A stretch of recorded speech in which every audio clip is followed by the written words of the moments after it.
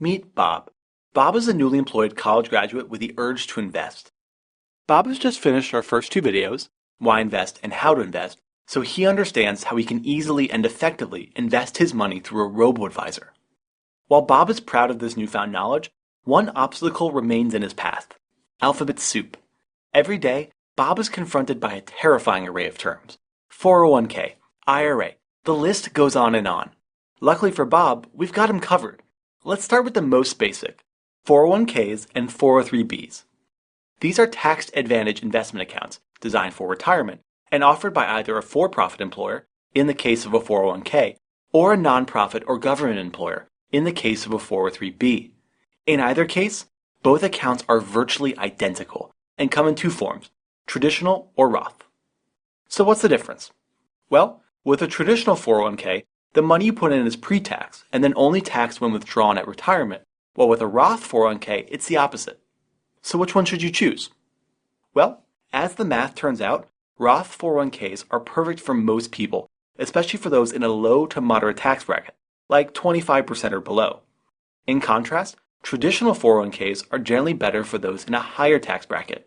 In either case, your employer may match your contributions up to a certain amount, like 5% of your total salary. Sounds pretty great, right? After all, free money and tax advantage growth. What's not to love? Well, a few things. 1. As of 2016, your contributions are limited to up to $18,000 per year. 2. Not only will your employer restrict you to a specified list of funds, you'll also have to pick them yourself, which can be a real challenge. However, you can avoid this, either by using our recommended robo-advisor to manage your 401k, or by manually selecting what's called a life cycle or target date fund, which operates much like the robo-advisors we've described in our previous video, just with less flexibility and personalization. 3. And here's the real kicker. You generally can't cash out of your current 401k unless you meet a hardship exemption, like excessive medical expenses.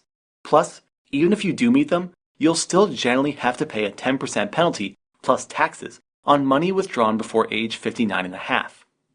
So that's 401ks. Let's move on to the next account, IRAs.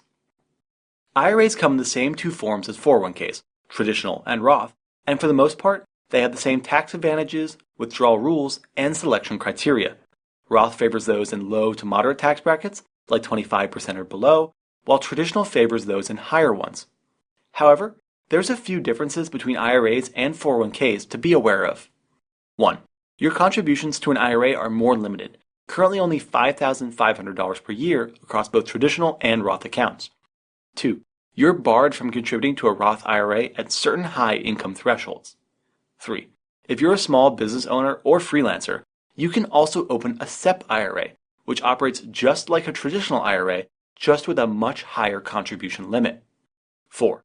Unlike a 401k, almost every brokerage firm, including robo-advisors, will allow you to open an IRA and select whatever fund you want. This is incredibly useful, especially if your 401k has costly or undesirable options.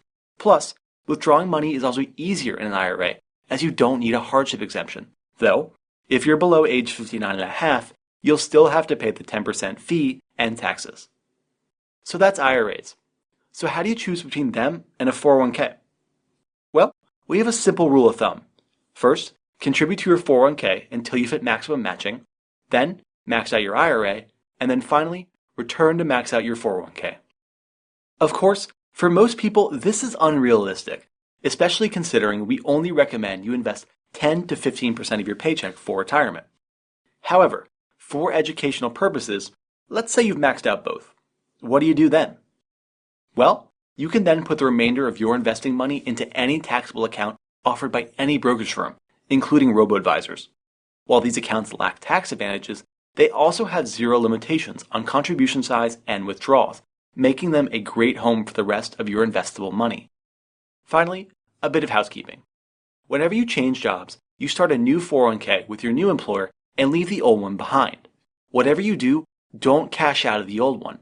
Instead, roll it over into a matching traditional or Roth IRA.